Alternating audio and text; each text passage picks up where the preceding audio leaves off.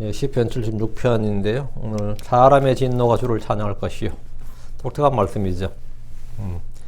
시편 76편 10절 말씀입니다. 이 머리가 막 떴네. 사람의 진노가 주를 찬양할 것이요. 근데요. 시편 76편 10절 말씀 같이 읽습니다. 확실히 사람의 진노가 주를 찬양할 것이요. 그 진노의 남은 부분은 주께서 억제하시리이다.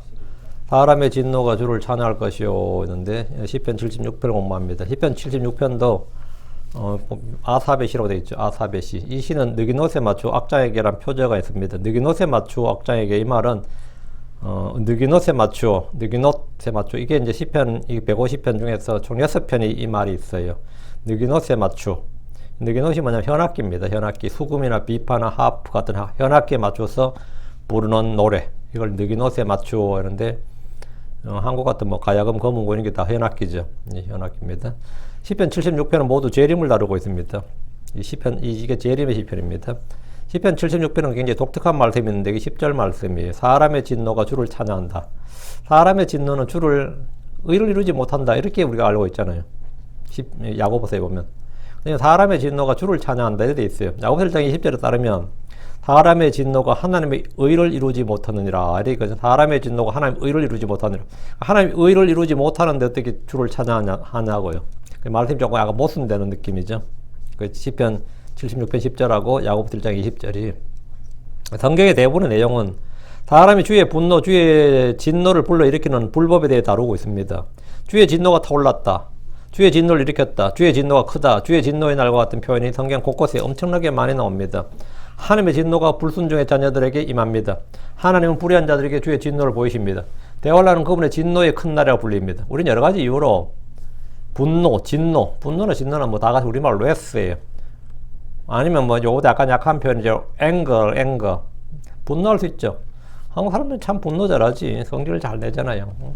이제 성격은 이제 불같다 이런 표현을 쓰는데 불같다가 아니라 대운나면 지랄맞다 이게 정확한 표현이지. 불같다는 표현을 쓰지. 화를 내는 것 자체는 이제 잘못이나 죄가 아닙니다. 화를 내는 것 자체는 잘못이나 죄가 아닌데 하나님도 화를 내시고 진노하십니다. 하나님도 분노하시고 진노하시고 뭐 이런 걸 해요. 질투도 죄가 아니에요. 하나님도 질투하십니다. 질투하신 하나님이잖아요. 그러니까 그게 언제 어떻게 그 뭐냐면 까닭없이 형제에게 화를 낸다. 그건 죄를 짓는 일이죠. 까닭없이 형제에게 화를 낸다. 이건 죄를 짓는 거고, 의로운 사람이나 의로운 일에 대해서 화를 내고 분노하는 것, 그것도 죄입니다. 예를 들어 우시야 같은 케이스죠. 우시야가 참 훌륭한 왕이었는데, 유다의 훌륭한 왕인데 이 왕권이 강화되니까 넘보는 게 하나 있어요. 그게 뭐냐면 정치와 정교는 항상 이 함수 관계가 있습니다. 이 다윗같이 되고 싶었던 것 같아요. 다윗은 사실 왕권이면서죠 제사장을 임명했잖아요. 그리고 완전히 그 종교권을 사실은 다윗 같은 경우는 왕이 정치적 왕이면서도 대언자이기 때문에 완전히 종교권을 사실은 장악을 했습니다. 이 레이지파가 따로 있었지만 다윗 같은 경우는 그랬어요. 다윗 같은 경우는 뭐 완전히 정말 그런 힘을 가지고 있었던 사람이었고, 근데 이제 그 이후로는 아무도 이제 그런 건 이제 있을 수 없었는데 우시야는 아마 그런 걸 생각해서 그런지 자기도 그렇게 하면 다윗과 같은 그 제사장적 권한까지 한번 넘보았던 사람이에요. 물론 훌륭한 왕이라고 하는데 그 우시야는 죽게 분양하려고, 그게 뭐죠? 제사장의 권한을 침범하는 거죠. 난 정치적 왕일 뿐 아니라 종교권도 이 직분도 한번 해보겠다. 우시는 죽게 분양하려고 손에 향로를 넣으면서 그것을 말리는 제사장들에게 화를 냈습니다. 분노한 거죠. 제사장들이 막 말리니까 아주 불같이 화를 낸단 말이죠. 불같이 화를 내는 게 뭐죠? 분노예요. 뭐 화낸다고 뭐 분노가 다른 게 아니란 말이지. 사고나 참사나 다른 게 아니라고요. 그게 유다의 통치자들은 주의 말씀을 대언하는 예레미야에게 화를 내고 그를 때리고 감옥에 가두었습니다. 이 화를 냈다 말이지. 다윗 왕은 압살롬이 아들 압살롬이 다윗의 편을 드는 것에 대해서 화를 내고 분노했습니다. 이게 다 죄죠. 유대인들은 안식일에 병자를 고치는 예수님께 화를 내고 분노했습니다. 이렇게 화를 내는 건 전부 다 뭐다? 죄 짓는 일이에요. 그래서 성경에서 에베소 4장 26절에 너희는 화를 내도 죄는 짓지 말며 해가 지도록 진노하지 말라. 너희는 화를 내도, 화를 내는 건 죄가 아니라 그랬어요. 화를 내도 죄는 짓지 말며. 화를 내되 죄를 안 짓는 방법은 뭐죠? 예. 의로운 분노나 거룩한 분노를 하는 건 상관없는데, 이렇게, 이제, 우시아처럼, 아니면 유다의 통치자들이 예레미야에게 한 것처럼 사울 왕이 압살롬에게 한 것처럼 이런 식의 화를 내는 건 죄를 짓는 거단 말이지. 그러나 주께서는 사람의 분노를 활용하셔서 주를 찬양하게 하실 때가 있습니다. 주께서 모든 일을 합력하여 선을 이루시는 분이기 때문입니다. 시기나 질투가 어떤 때는 열정이 되기도 합니다. 어떤 사람이 너무나 시기심이 나는데 나라고 못하겠냐 해가지고 힘을 내서 막 이를 악물고 해가지고 성공한 사람이 있어요. 그 사람들 나중에 보면 그때 시기심 질투가 그 힘이었다 그래요. 그게 동기가 되고 타오르는 분노로 인해서 뭔가 놀라운 성취를 이루어내는 사람도 있습니다. 내가 진짜 너무 분해서라도 내가 하고야만 한다 뭐 이런 거 있죠. 이 사람이 육신이라는 게 좀 희한해가지고 이 분노가 오히려 자극제가 되고 힘이 돼가지고 아니면 시기나 질투가 힘이 돼가지고 말이죠. 한국 사람 그 분노가 타오르는 분노를 참고 그걸 해내는 걸 뭐라 그러죠? 한이 서렸다 그래요. 이 한국 문화가 그 사실 한이라는 뜻이 뭐예요? 속에 참을 수 없는 분노를 뭐죠? 참을 수밖에 없는 것을 뭐라 그러죠? 그걸 한이라 그래요.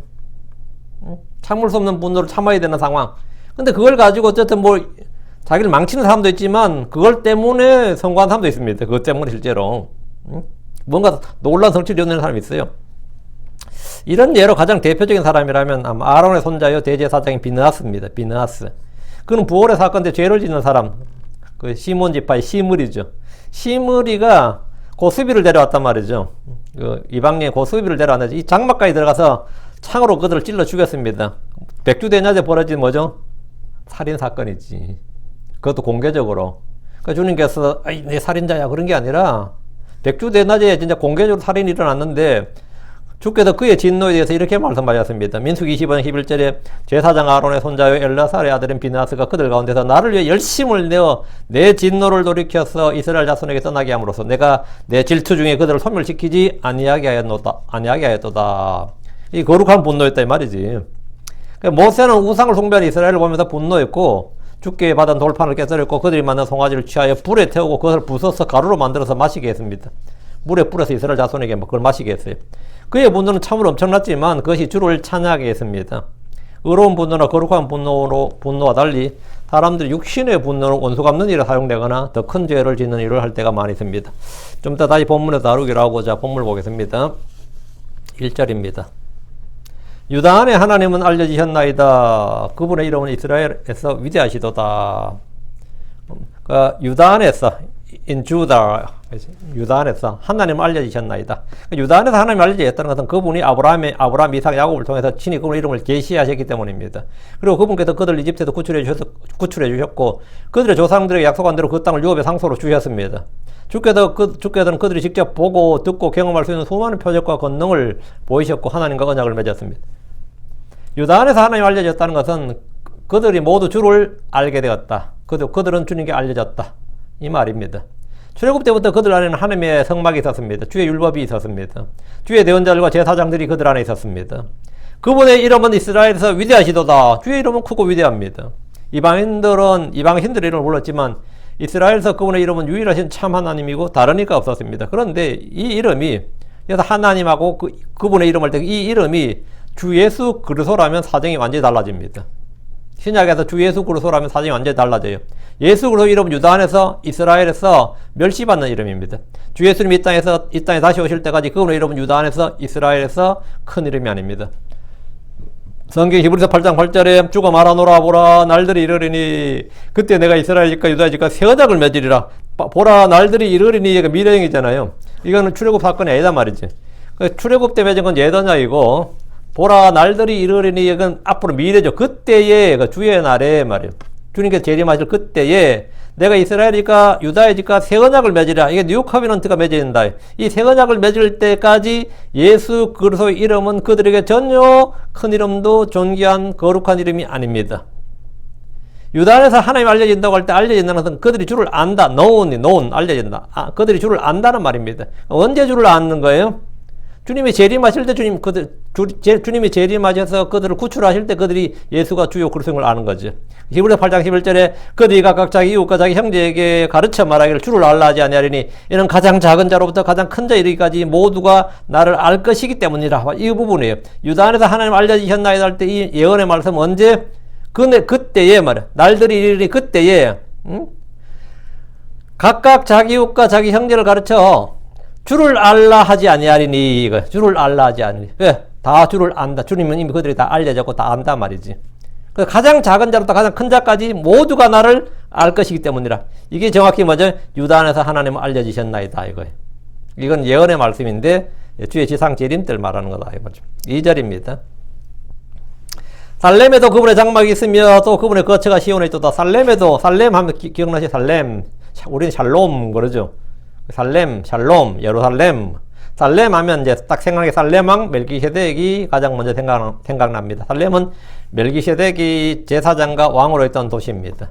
살렘은 예루살렘의 고대 명칭 또는 별칭, 줄임말로 불립니다. 대개의 도시 살렘도 있는데 그건 살림 이래 되어 있는데 성경에서 말한 살렘은 거의 다 예루살렘을 지칭하는 말입니다. 예루살렘은 유다 자손이 정복했던 도시입니다. 사사기 1장 8절에 이제 유다 자손이 예루살렘과 싸워 그것을 빼앗고 칼날로 치며 그 도시를 불사르니라. 그러면 사사기 때부터 예루살렘이 유다 지파의 땅이어야 되는데 안에 여부수족 속의 땅이었어요. 예, 정복을 한번 했고 이겼는데 지배를 못하는 거예요. 인구 수나 이게야. 그런 경우는 꽤 많이 있습니다. 꽤 많이 있어요. 예를 들어서 뭐 한국도 마찬가지죠. 옛날 고대 삼국시대면 서로 막 싸우잖아요. 그 백제가 신라의 왕궁까지 쳐들어와서 왕도 죽여버리고 신라 다 죽여버린 적이 있어요. 견훤이. 그런데도 백제가 신라를 정복을 못했다고. 그 특이하게. 후백됐지 그때가. 고구려가 정복했다고. 왜 그런 것 같아요. 신라 왕을 죽여놓고도 신라를 지배를 못하는 거예요. 그러니까 여기서 친족이 제일 가까운 놈 누구 해가지고 경순왕인가 올려놓고 다시 돌아갔다고. 왜? 정복을 했는데 지배를 못하는 거예요. 정복을 해도 지배를 못하는 거지. 이 마찬가지로 이 예루살렘이 그랬어요. 유다 지파가 정복을 했는데 예루살렘과 싸워 그것을 빼앗고 칼날로 치며 그 도시를 불사르니라. 그러면 끝나야 될 거 아니에요. 조선시대 때 한국이 태종 때인가요? 대마도를 쳤는데 지배를 못하는 거예요. 그때 지배하자는 이제 의견이 있었는데 지배하려면 삼남에서 젊은 애들 뽑아가지고 거기 가서 농사지 깨고 뭐 하고 하면 삼남에 농사 누가 짓냐? 삼남이라는 게 호남 뭐 영남 그런 걸 말해요. 땅을 뺏어 놓고 이겨놓고도 지배를 못해서 지금 일본 땅 된 거지. 뭐 그런 식이에요. 유다 지파는 이 땅을 정복을 했으면서 지배를 하지 못했고 이곳은 여부수족 속이 살았습니다. 다윗이 이곳을 다시 정복해서 이곳을 이스라엘의 수도로 삼았는데 이때부터 이제 다윗이 이걸 완전히 정복하고 자기 도시로 삼은 거예요. 이때부터 이제 이게 다윗의 도시가 된 거예요. 그래서 이 도시의 이름을 다윗의 도시 또는 다윗이 왕이 됐잖아요. 왕의 도시라 그래요. 왕의 도시 또는 위대한 왕의 도시, 다윗의 도시 이런 별칭이 붙은 거죠. 예루살렘은 주께서 그분의 이름을 두려고 택하신 도시였습니다. 열왕기상 11장 36절에 그의 아들에게 내가 한 지파를 주어 내가 나를 위해 내 이름을 두려고 택한 도시 예루살렘에서 내 종 다윗에게 등불이 항상 내 앞에 있게 하리라. 해보면 나를 위해 내 이름을 두려고 택한 도시 예루살렘. 이렇게 예루살렘은 뭐라고? 하나님이 택한 도시. 그 가나안 땅, 주님께서 가나안 땅을 하나님께서 택한 그 땅이라면 이 가나안 땅에서 팔레스타인 땅에서 한 도시는 예루살렘이단 말이에요. 택한 도시는 예루살렘이라고요. 하나님이 택한 도시, 이게 the city of God이라고 하죠. 하나님의 도시, 하나님의 도성은 로마가 아니에요. 예루살렘이지. 예루살렘이란 말. 역대기 6장절에 오직 예루살렘을 택하여 내 이름을 거기에 두려하였고 또 다윗을 택하여 내 백성 이스라엘을 다스리게 하려 하였노라. 주님께서 택하신 도시는 예루살렘, 택하신 왕은 다윗. 이렇게.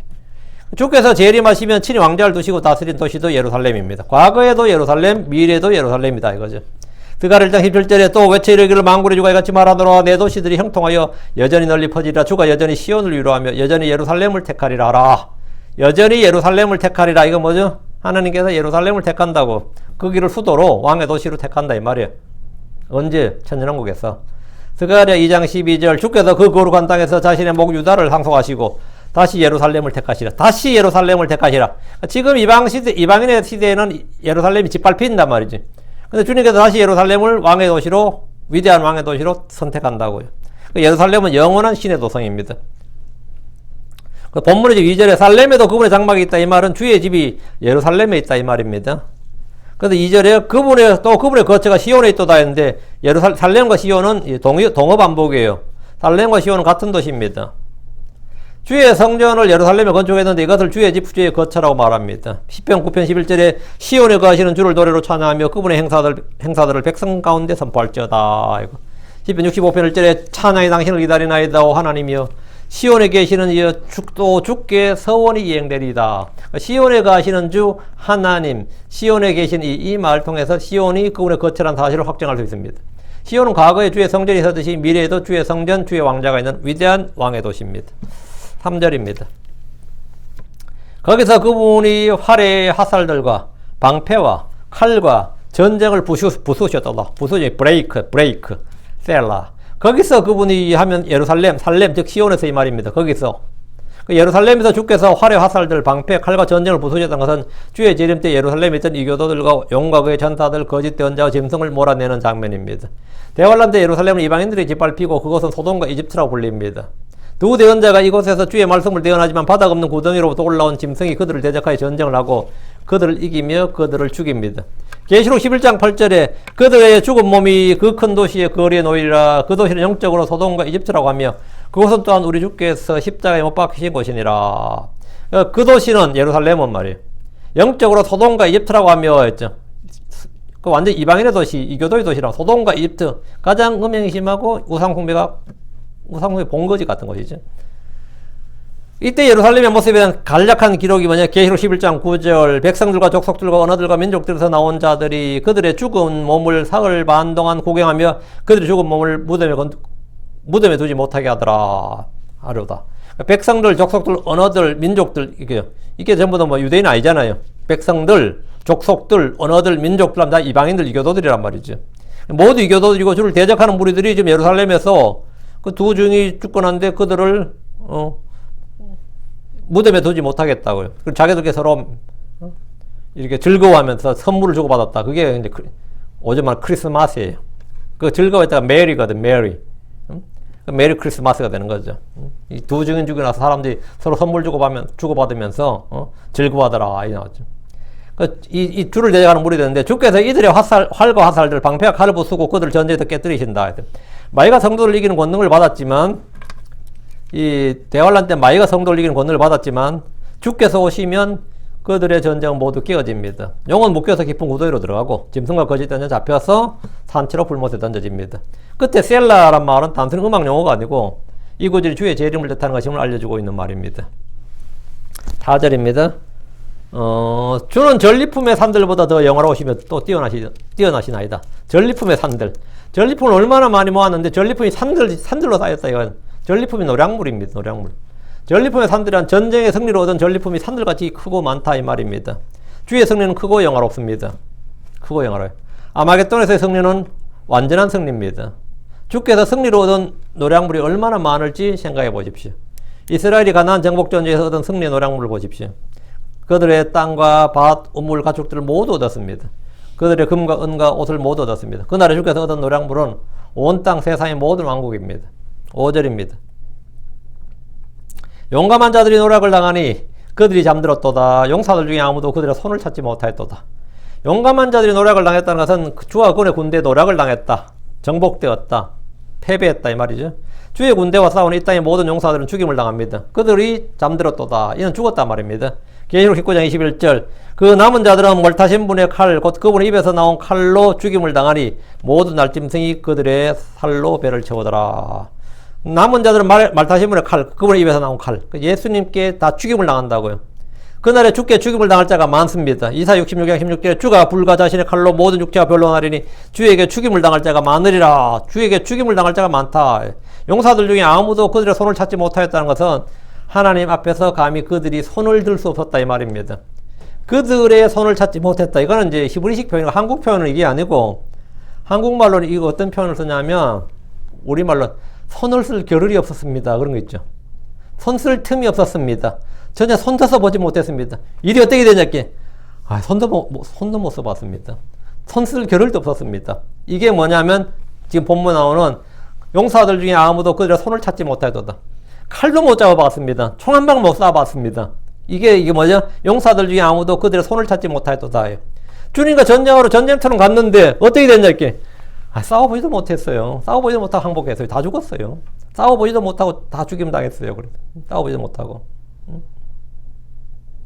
전혀 손도 써보지 못했대요. 용사들은 주님 앞에서 그들의 손을 찾지 못했다 이랬죠. 그들 손으로 어떤 일도 할 수 없었다는 말입니다. 주 앞에서 그들의 군대의 수나 무기, 계획은 아무런 소용이 없었다는 말입니다. 주 앞에서는 사람들의 어떤 군사작전도 통하지 않았습니다. 어떤 무기도 바람 앞에 날리는 연기처럼 아무것도 아닙니다. 이것을 성경 표현으로는 용사들 중에 아무도 그들의 손을 찾지 못했다. 이렇게. 무슨 말이 딱 와닿죠? 용감한 자들 노력을 다해서 다 그들이 잠들었다 하면 다 죽었다 이 말이잖아요. 용사들 중에 아무도 그들의 손을 찾지 못하였다. 주님을 대적해서 칼 한 번 휘두르 보지 못했다 이 말이에요. 주께서 주와 그분의 군대가 딱 왔는데 그들의 용사들이 손을 써보지 못했다. 뭐 어쩔 수 없는 거지 뭐. 뭐 미국하고 이라크 전쟁할 때 봐요. 공화국 수비대 15만 원, 뭐 손 한 번 써보지 못했지. 왜? 사막이니까. 공군이 위에서 막 비행기 위에서 공중전에서 막 지상 쏴버리니까 어떻게 할 수가 없었던 거예요. 전쟁이. 위에서 뭐 다 쏴버리고 나서 이제 지상국이 쫙 들어가니까 베트남처럼 뭐 밀림이 얼음 어때요? 그렇게 쏴대도 숨을 곳이 많잖아요. 근데 뭐 사막은 그게 안 되니까. 우리 2차 세계대전 때 그 이야기 하잖아요. 미국이 일본 할 때 일본이 아주 공군이 강한 줄 알고요. 10,000m 이상에서 무기를 떨어뜨렸다고. 그러니까 일본이 사람 전 밖에 나와서 구경하더라잖아요. 미국 비행기가 뭐 물건 터뜨리고. 근데 하나도 피해를 못 입혔어요. 왜 그런지 아세요? 제트 기류가 무기를 다 쓸어가 버리는 거예요. 제트 기류가. 그때에도 그게 없어가지고 제트 기류가 무기를 쓸어가는 걸 몰랐어요. 그래가지고 나중에 이제 밑으로 내려와가지고 뭐 우리가 피해를 죽든 말든 같이 하자 해가지고 근데 딱 안개 도쿄에는 다 목조 건물이라는 거 알아가지고 다 불태워버린 거예요. 응? 얼마나 불을 태워버렸던지 응? 그냥 다 불질러 버렸죠. 그때 무기는 기관총도 아니고 대포도 아니었습니다. 위에서 그냥 그냥 불을 태운 거예요. 응? 6절입니다. 그래서 그렇게 군인들이 뭐 싸워볼 수가 없는 거지. 싸움자 손도 못 써봤습니다 하는 게 손도 못 써, 총도 못 아무 소용이 없는 거예요. 그냥 불이 나버리니까. 아마 주님 오실 때는 뭐 어떻게 될지, 주의 입에 나온 칼라인데, 그때 아마 그 아마게돈 전쟁에 모인 군사들도 마찬가지입니다. 그들이 갖고 있는 무기 암짝도 하나도 써보지도 못할 겁니다. 이게 본문이에요. 5절이에요. 6절입니다. 주께서 꾸짖으심에 오 야곱의 하나님이여 병거와 말이 다 죽음의 잠에 빠졌도다. 주께서 말씀하시면 그대로 이루어집니다. 빛이 있으라 하면 빛이 있습니다. 물들이 한가운데 공창이 있고 또 그것은 물들에서 물들 나누라고 명령하시면 물들이 나누어지고 그 가운데 공창이 있습니다. 주께서 무엇을 말씀하시든지 말씀하신 그대로 됩니다. 주께서 바다와 파도를 향해 잠잠하라 고요하라고 하시면 풍랑과 파도는 잠잠하게 됩니다. 주께서 병자들에게 치유를 명하시면 그들은 즉시 고침을 받고 낫습니다. 눈먼 자나 병든 자나 다리 저는 자는 또는 나병한 자는 열병에 걸린 사람이나 거의 죽게 된 사람이나 주께서 말씀하시면 그들은 나을 있습니다. 죽은 사람도 주님께서 일어나라 하시면 일어납니다. 주의 말씀이 그래요. 주의 말씀은 생명의 말씀이고 권능의 말씀입니다. 그럼 주께서 누굴 대해서 꾸짖으면 어떻게 되느냐? 주께서 꾸짖으심에 주께서 명령하시면 명령하신 대로 이루어지고 말씀하시면 말씀하신 대로 이루어지고 주께서 꾸짖으시면 어떻게 되냐? 주께서 열병을 꾸짖으시면 열병이 떠납니다. 주께서 바람과 성난 물결을 꾸짖으시면 그것들이 그치고 고요하게 됩니다. 주께서 부정한 영을 꾸짖으시면 그들은 거기서 쫓겨납니다. 주의 영께서 이 땅에 오셔서 하는 일이 죄에 대해서 의에 대하여 심판에 대하여 세상을 꾸짖으시는 겁니다. 욥기 26장 11절에 그분께서 꾸짖으심에 하늘의 기둥들이 떨며 놀랐느니라. 그분께서 꾸짖으심에 하늘의 기둥들이 떨며 놀랐느니라. 주님의 꾸짖음이 얼마나 엄청난지 알겠죠? 그분께서 꾸짖으심에 주께서 꾸짖으시면 하늘의 기둥들이 떨면서 놀란다는 거예요. 주께서 홍해를 꾸짖으시면 그것이 마르게 됩니다. 시편 106편 9절에 그분께서 홍해도 꾸짖으셨으니 이에 그것이 마르게 되었도다. 그럼 대환란 때 주께서 주를 대적하는 왕들과 그들의 군대를 꾸짖으시면 어떻게 됩니까? 그에 대한 답이 본문의 아사비시에 나오는 거예요. 주께서 꾸짖으심에 어떻게 했다고요? 오 하나님이여 병거와 말이 다 죽음의 잠에 빠졌도다. 주께서 꾸짖으시니까 병거와 말이 다 죽음의 잠에 빠졌도다 그러잖아요. 병거와 말이 다 죽었다 이 말입니다. 홍해에서 파라오의 군대와 그의 병거들이 또 말들이 물에 빠져서 납처럼 가라앉았듯이 그날의 군대들도 모두 죽음의 잠에 빠집니다. 뭐 2억이든 3억이든 10억이든 관계없습니다. 다 그냥 주께서 꾸짖으시면 다 죽음의 잠에 빠졌도다. 죽음의 잠에 빠진다. 이날 몇 억의 군대가 죽임을 당하고 모두 죽음의 잠에서 빠지게 됩니다.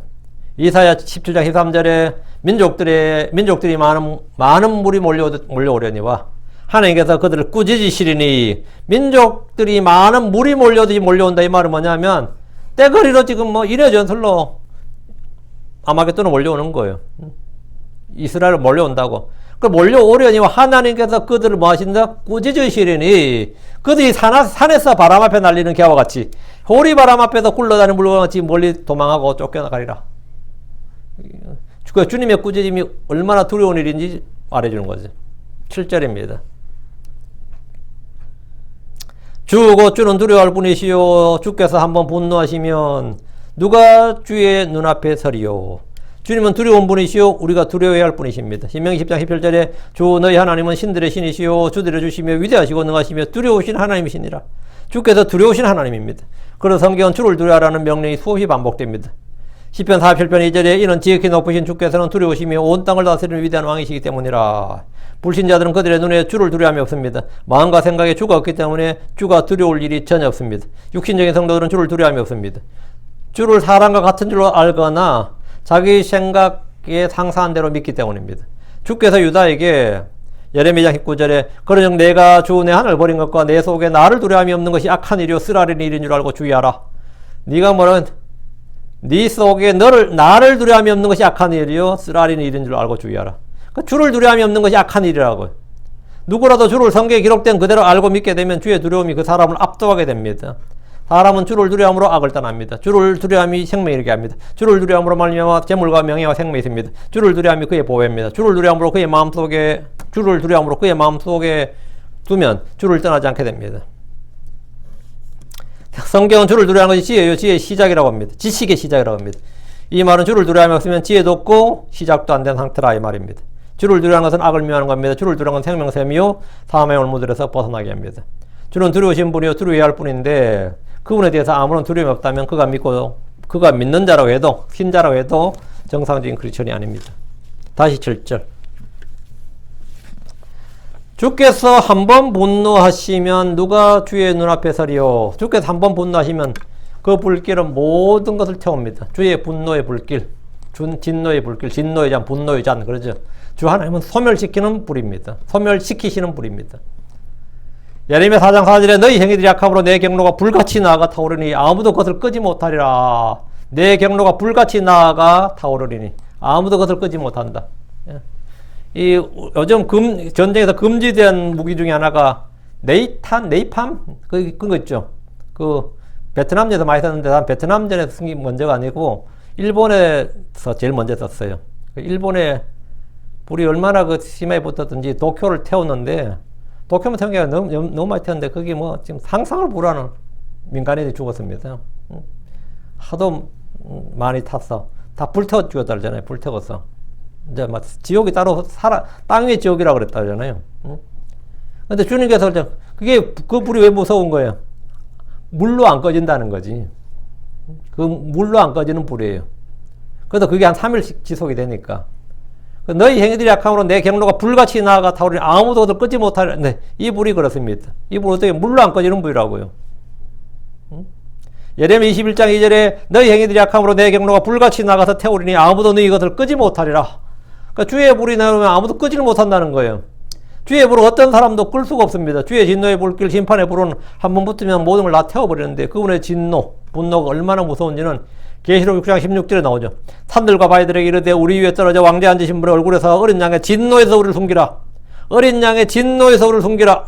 대환란 때 주의 분노가 이 땅에 쏟아질 때 사람들은 그분을 피해 숨으려 듭니다. 두려움으로 인해 죽기를 갈망합니다.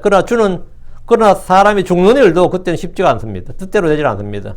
계시록 9장 6절에 그날들에는 사람들이 죽음을 구하여도 그것을 찾지 못하겠고 죽기를 바라나 죽음이 그들을 피하리로다. 생명의 주관자가 주님이라서 그날은 죽음도 피한다 이거예요.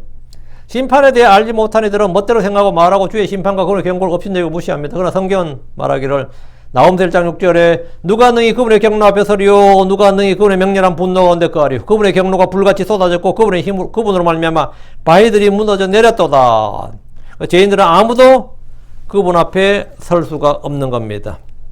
그래서 주께서 한번 분노하시면 누가 주의 눈앞에 서리요 했는데 이 정확한 같은 구절이 이제 나홈서 1장 6절이죠. 8절입니다. 주께서 하늘로부터 판결을 들려주셨도다. 이에 땅이 두려워하고 잠잠하였나이다. 주께서 하늘로부터 판결을 들려주셨도다. 이 판결이 뭐죠? 판단의 법도예요. 심판의 말씀이라고. 주께서 하늘로부터 판결을 들려주셨다는 것은 주께서 하늘과 땅의 주요 모든 만물의 재판관이라는 사실을 말씀해 주신 겁니다. The Judge라고요. 재판관. 하나님은 모세를 통해 이집트에 대한 판결을 들려주셨고 범죄한 이스라엘에게 판결을 들려주셨습니다. 주님은 대언자들도 보내주셔서 타락한 이스라엘이 받게 될 형벌을 듣게 하셨습니다. 사울왕은 사무엘을 통해 주의 판결을 들었습니다. 느부갓네살은 다니엘을 통해 주의 판결을 들었습니다. 벨사살 왕은 바빌론이 망하던 그날 밤 왕의 손가락이 하나님의 손가락이 벽에 글을 썼고 다니엘이 그 해석을 알려줌으로써 주의 판결을 듣게 되었습니다. 지금도 많은 이들이 하늘로부터 주의 판결을 듣고 있습니다. 사람이 회개하지 않으면 멸망하는 것은 주께서 하늘로부터 들려주신 판결입니다. 사람이 회개하지 않으면 다 이와 같이 멸망하리라. 이건 주께서 하늘로부터 판결을 들려주셨도다 이거예요. 복을 믿지 않으면, 예수를 믿지 않으면 죽어서 지옥이다. 그래서 그의 혼이 영원히 지옥에 간다. 이것은 하늘로부터 죄인들에게 내려진 하나님의 판결입니다. 사람들이 지금 들려주고 있는 겁니다. 그러나 사람들은 주의 판결을 듣고도 집행이 되지 않는다는 이유로 무시하고 삽니다. 전도서 8장 11절에 악한 일에 대한 판결이 신속히 집행되지 아니하므로 그런 까닭에 사람들의 아들들의 마음이 악을 행하려고 그들의 속에서 완전히 고정되었도다. 훗날 지옥에 간 죄인들은 그들이 받은 심판에 대해서 뭐라 변명하고 불평할 수 없습니다. 주께서 미리 하늘로부터 판결을 들려주셨고 그들은 알게 모르게 다 들었기 때문입니다. 본문이 말하는 하늘로부터 들려주신 판결은 대환란 때 선포되는 왕국의 복음, 영존한 복음입니다. 왕국의 복음 14만 4천 명의 동정들이 온 세상에서 전하는 거예요. 온 이스라엘 전하고 주께서 세우신 두 증인도 3년 반 동안 증언합니다. 영존하는 복음은 천사가 직접 하늘 한가운데를 날면서 전하는 복음이에요. 계시록 14장 6절에 또 내가 보니 다른 천사가 하늘 한가운데로 날아가는데 그가 땅에 가는 자들과 모든 민족과 족속과 언어와 백성에게 선포할 영존한 복을 가졌더라. 이때는 유대인들만 복음 듣는 이게 아니다 말이죠. 영존한 복은 모든 족속과 언어와 백성에게 선포한다 이거예요. 누가? 천사가 하늘을 날면서. 그러니까 에이시안이든 아프리카이든 뭐 아메리카든 다 유럽이든 다 그가 땅에 가는 자들 곧 모든 민족 땅에 가는 자들 다 듣는 게 뭐라고? 영존한 복음이에요. 그것도 누구한테? 천사가 직접 하늘을 날면서 전한다고요. 그런데도 뭐 안 믿으면 어쩔 수 없는 거죠. 하늘을 날며 천사는 이 땅의 사람들이 분명히 이렇게 말합니다. 계시록 14장 7절 그가 큰 음성을 이르되 하나님을 두려워하고 그분께 영광을 돌리라. 그분의 심판의 시간이 이르렀으니 하늘과 땅과 바다와 물들의 근원들을 만드신 분께 경배하라 하더라. 이렇게 선포를 해요. 주께서 하늘들로부터 판결을 들려주셨다고요. 하늘로부터 나는 주의 판결을 이 땅의 사람들이 주시는 판결이 뭐냐? 짐승의 형상에 경배하지 말라는 겁니다. 자기 이마나 손안에 그의 표를 받지 말라 이거. 만약 누구든지 그 짐승과 그의 형상에 경배하고 자기 이마 안에나 손안에 그의 표를 받으면 그 사람은 하나님의 진노의 포도주 곧 그분의 경로의 잔에 섞인 것이 없이 부은 포도주를 마시게 되고 거룩한 천사들 앞과 어린 양 앞에서 불과 유황으로 고통을 받습니다. 이게 하늘의 판결입니다. 주께서 하늘로부터 직접 들려주는 판결이에요. 아무도 그 형상에 경배하지 말고 표를 받지 말라 이거. 그 받으면 뭐라고요? 주께서 경로의 잔에 섞인 진노의 포도주를 마시게 하고 불과 유황으로 고통을 받는다 이거예요. 이것이 하늘로부터 들려오는 주의 판결입니다. 땅에 사는 사람들은 천사들을 통해서 이 판결을 듣고 모두 다 알게 됩니다. 믿느냐 안 믿느냐는 각각 문제고요. 다시 8절 이에 땅이 두려워하고 잠잠하였나이다. 주의 판결을 들은 사람들이 두려워하고 잠잠하지만 용과 짐승과 거짓 대언자의 입에서 나오는 이 부정한 영 거짓말에 속아서 그 짐승을 경배하고 표를 받습니다. 이 참 비극이죠. 주께서 이 땅에서 친히 오셔서 심판을 집행할 때 그들은 두려움에 떨게 됩니다. 살아남은 자들은 왕좌에 앉으신 그분 앞에서 심판을 받을 때 아무 말도 하지 못합니다. 땅이 두려워하고 잠잠하였나이다. 그 재림하신 주님이 얼마나 두려우신 분인지 아는 거죠. 9절입니다. 그때 하나님께서 심판하려고 일어나서 땅의 모든 온유한 자들을 구원하셨나이다. 셀라. 그때란 말이 언제 나온다면 주의 지상 재림 때입니다. 주의 초림은 세상을 구원하러 오셨습니다. 주의 재림 때 하나님께서는 심판하시려고 일어나십니다. 재림하시는 분은 주 예수 그리스도입니다. 그런데 본문은 그때 하나님께서 심판하시려고 일어나서 이래 됐죠. 그때 하나님께서 심판하시려나. 이 말은 주 예수 그리스도가 하나님이라는 사실을 예언한 겁니다. 입증하는 겁니다. 주 하나님은 지금 왕좌에 앉아 계십니다. 재림하시려면 주께서 왕좌에서 일어나셔야 됩니다. 주께서 일어나시면 이 땅에 하나님을 알지 못하는 자들, 복음에 순종하지 아니한 자들을 징벌하십니다. 데살로니가 1장 8절에 하나님을 알지 못하는 자들과 우리 주 예수 그리스도의 복음에 순종하지 아니하는 자들에게 타오르는 불로 징벌하실 때 그러하시리라. 타오르는 불, 꺼지지 않는 불이라고 그랬어요. 타오르는 불로 징벌하실 때에 그리하시리라. 땅에 온유한 자들은 구원하시고 하나님을 알지 못하는 자들과 복음에 순종하지 않는 자들은 뭐라고? 타오르는 불로 징벌하시고. 하나님께서 심판하시려고 일어나서 할 때 심판은 누굴 심판한다고요? 하나님을 알지 못하는 자들과 주 예수의 복음에 순종하지 아니한 자들을 심판하시려고. 다음에 일어나 땅에 오셨죠? 땅에 모든 온유한 자들을 구원하셨나이다. 땅에 모든 온유한 자들을 구원하셨나이다. 셀라. 주께서 산상수훈을 통해서 이 땅에서 복이 있다고 하신 사람들이 8이 나오죠.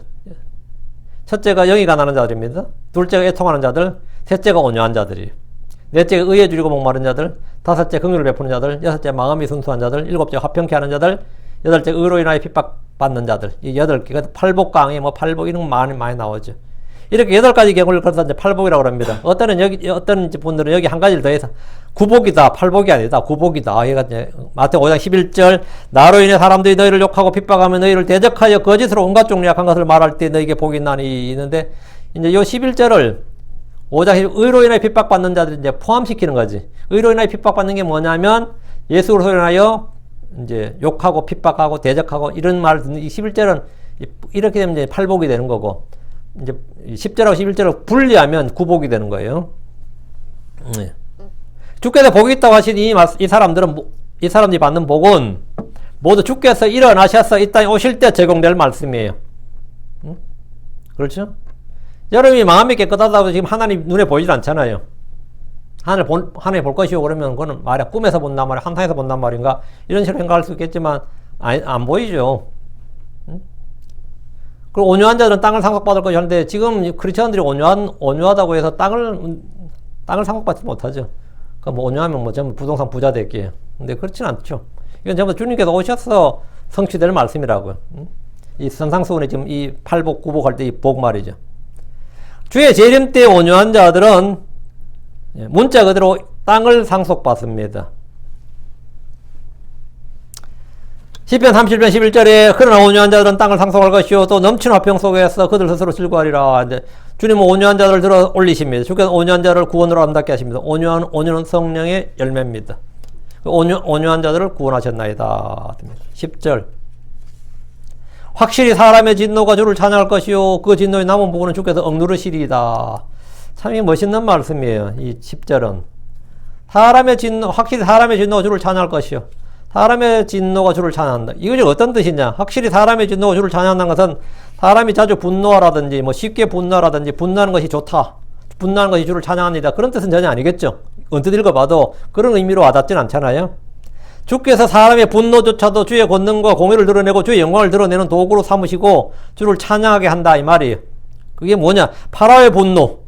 그 이스라엘 향해서 그 파라오의 분노는 어땠어요? 주께서 그분의 크신 권능과 심판을 드러내는 훌륭한 도구였습니다. 이 파라오의 분노는 하나님께서 자신의 이 파멸하기로 제정된 것을 어떻게 하시는지를 보여주는 훌륭한 도구였다고. 그러니까 확실히 사람의 진노가 주를 찬양할 것이요 우상 숭배를 거부하는 하나냐와 미사엘과 아사를 향한 느부갓네살의 분노는 용광로의 불꽃처럼 타올랐지만 어땠어요? 그 느부갓네살의 분노로 그들은 진짜 용광로에 7배나 불을 더 뜨겁게 해서 집어넣었어요. 던졌는데 그 느부갓네살의 분노는 주의 영광과 권능을 드러냈고 왕은 하늘의 하나님을 찬양하게 됐습니다. 진짜 하늘의 하나님을 찬양하게 됐어요. 거기서 하나님 아들 같은 사람을 본다 그러잖아요. 내가 셋을 던졌는데 제 속에 왜 넷이 있느냐 하면서 그 중에 하나는 하나님 아들과 같도다 하면서 이 하나님을 찬양하게 됐다고. 이스라엘 향한 이 교도들의 분노는 결국 주를 찬양하는 수단이 될 겁니다. 사람의 진노 중에서 거룩한 분노, 의로운 분노는 확실히 주를 찬양합니다. 때로 크리스천들은 무시와 핍박을 통해 좌절하는 것이 아니라 더욱 믿음이 강해지는 일이 많습니다. 무시와 천대를 받을 때 생긴 분노를 승화시킨 경우입니다. 이는 불신자들에게도 자주 있는 일입니다. 분노를 자신을 망치는 데 쓴 것이 아니라 자기 개발을 위한 부단한 노력으로 승화시킨 사람들은 입지전적인 인물이 되기도 합니다.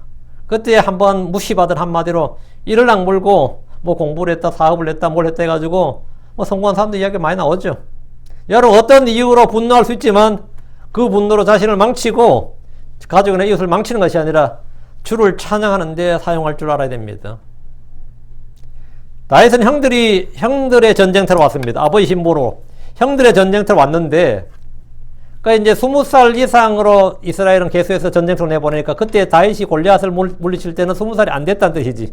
전쟁에 다윗의 형들은 전쟁에 갔는데 다윗은 전쟁에 차출이 안 됐으니까. 그렇죠? 다윗이 골리앗을 죽을 때 나이가 몇 살이었습니까 하면 정확한 나이는 모르는데 20살 안 된 거 확실하지. 어쨌든 전쟁터로 왔다가 이 골리앗의 신성모독하는 말을 들었어요. 근데 사울왕부터 시작해서 이스라엘 사람들은 전부 다 잠잠하고 두려워서 떨었습니다. 골리앗이 거인인데다가 보기만 해도 무시무시하고 그 목소리도 저렁저렁하고 뭐 앞에 나갔다가는 자기들 그냥 한 방에 그냥 끝장날 것 같으니까 누구든지 나와서 나하고 한 판 붙자는데 이스라엘의 사울왕도 한등치 않은 사람인데도 나 지금 떨고 있니? 뭐 이런 식이었단 말이지. 응? 그러니까 뭐 뒤에 있는 장수들 어떻게 했어요? 일반 병사들은 언제 도망가나 이러고 있었다고. 그리고 하나님을 모독하는 말을 다 그냥 듣고 있었어야 돼요. 그런데 이 전쟁터로 형의 아버지 심부름으로 형들의 전쟁터 왔던 다윗이 그 말을 듣고 분노를 했어요. 그리고 그는 그에게 도전했습니다. 내가 나가서 싸우겠다고. 그의 분노는 뭐였다? 주를 찬양했습니다. 그의 분노는 주를 찬양했다고. 확실히 사람의 분노가 뭔다? 주를 찬양한다고요. 비느하스는 미디안 여인 하나를 고스비를 데려와서 장마로 들어온 사람 시므리를 따라가서 그들을 창으로 찔러 죽였습니다. 이야, 한 큐에 두 사람을 죽였던 거예요. 끔찍하죠. 그의 진노로 주의 재앙이 그쳤습니다. 대환란 때 용감하기는 이스라엘 향해 분노하지만 주께서는 그들의 분노를 주의 이름 주의 영광을 온 땅에 알리는데 사용하십니다. 그 진노의 남은 부분은 주께서 억누르시리이다. 이거 그 진노의 남은 부분은 사람이 진노하든 그러니까 진노해도 진노를 다 쏟아붓지 못한다 이 말이죠. 그 진노의 남은 부분은 뭐라? 주께서 억누르시리이다. 사람의 분노가 아무리 커도 주께서는 능히 그것들을 제어하십니다. 속 같아서는 진짜 뭘 뒤집어 놓고 싶어요. 그런다고 그렇게 할 수가 없잖아요. 근데 왜 그렇게 못하는 거예요? 응? 왜 성질대로 다 못하죠? 주님께서 억누르시기 때문입니다. 응? 엄청나게 그 악독한 사람이 갑자기 막 부들부들 떨면서 뭐 못할 때도 있어요. 많이 있다고. 왜 못할 것 같아요? 그 진노의 남은 부분은 주께서 억누르시리이다. 응? 적그리스도와 거짓된 자가 아무리 분노를 발해도 그들의 분노를 모두 발산하고 실행하지는 못합니다.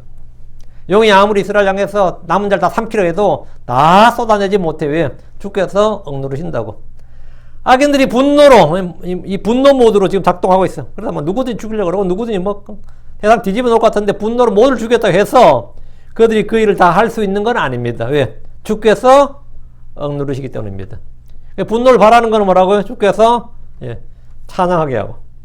분노를 억누르신 것은 그걸로 enough, 그만 이런 거죠. 11절입니다. 여러분도 분노하시다가 남은 부분은 많이 억눌린 적이 많이 있을 겁니다. 뭐 성질 다 풀렸나 그러면 사람이 어떻게 다 풀리냐고 참는 거지. 그때 이미 뭐 쏟아내고도 그런 말 하죠.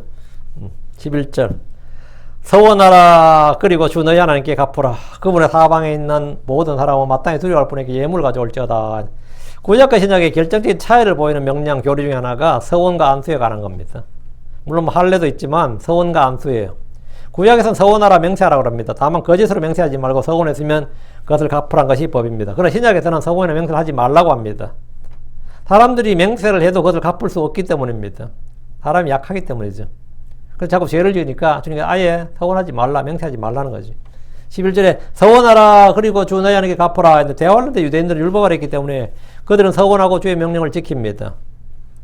11절에 그분의 사방에 있는 모든 사람은 마땅히 두려워할 분에게 예물을 가져올지어다 했는데 이것은 서원을 갚을 때 규례예요. 서원법입니다. 서원법. 서원을 갚을 때 규례가 뭐냐? 서원으로 인한 헌물에 서원을 이행하기 위해 드리는 희생물에 관한 규례인데 레위기에 자세히 기록되어 있습니다. 서원에 관한 법에 따라 서원을 갚을 때는 서원을 갚는 희생물을 드려야 됩니다. 이 구절의 범위를 좀 더 확대하면 그날의 모든 이방인들도 주께 예물을 들고 와서 경배해야 한다 이 말입니다.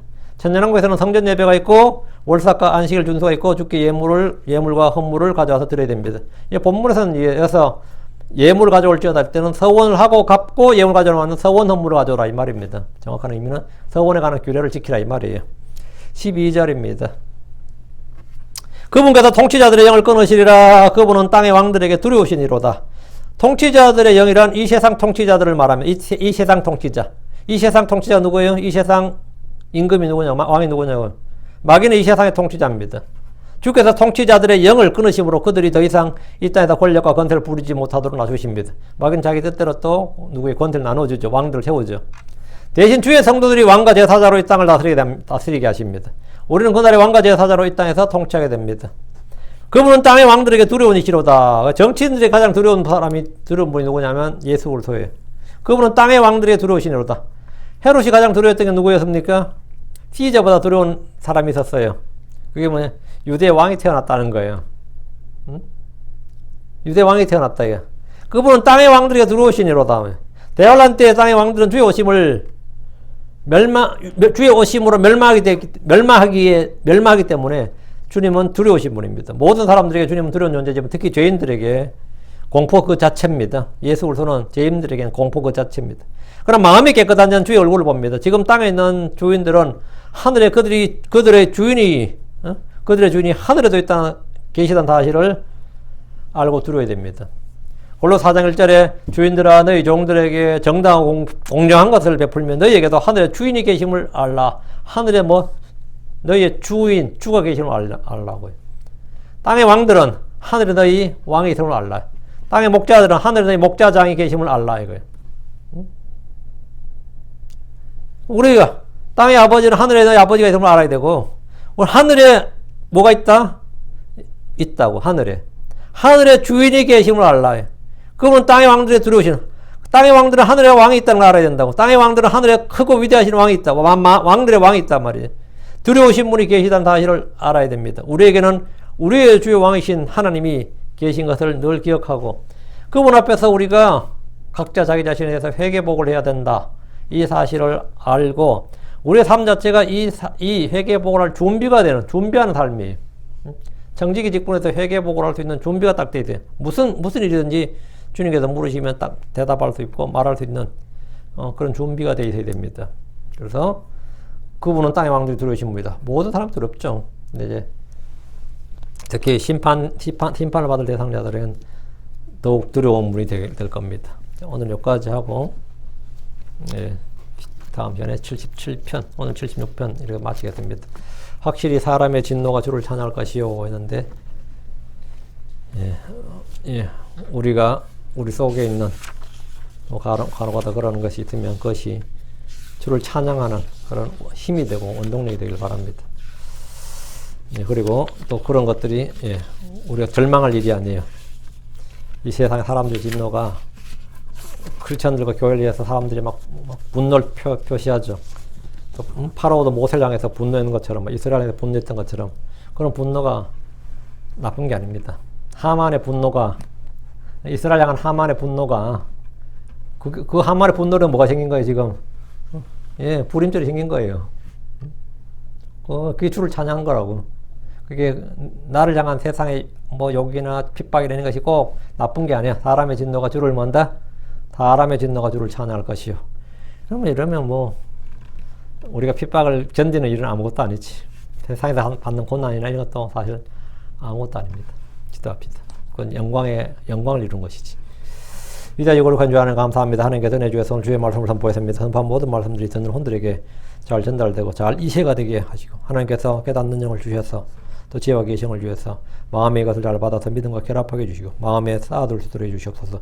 전능자 주 하나님, 참 주님의 심판에 관한 말씀을 들을 때마다 두렵고 떨리는 일입니다. 그러나 주님께서 저에게 은혜를 베풀어 주셔서 저희를 구원하러 오셨고, 아버지는 저희를 이 대환란 전에 저희를 먼저 하늘로 부르시고 또 하늘에서 복된 삶을 살 수 있도록 해주셔서 감사합니다. 주 하나님과 저희가 영광의 소망, 복된 소망, 산 소망을 주셨는데, 이 땅의 많은 혼들이 정말 이런 환란과 재난을 겪지 않고, 재앙을 겪지 않고, 또 두려우신 주님이 아니라 우리를 구원하신 사랑하는 나의 주를 만날 수 있도록 도와주시옵소서. 하늘로부터 하나님께서 판결을 들려주셨는데 사람들이 이것을 무시하고 알지 못하고 있습니다. 저희는 주의 음성을 이미 알고 주께서 우리에게 무엇을 말씀하시는지 알고 있습니다. 아버지의 모든 성도들이 주께서 들려주신 판결들을 잘 듣고 내 생각과 내 판단이 아니라 주의 판단을 따라 살 수 있도록 도와주십시오. 감사드리며 주의 성교도 합니다. 아멘.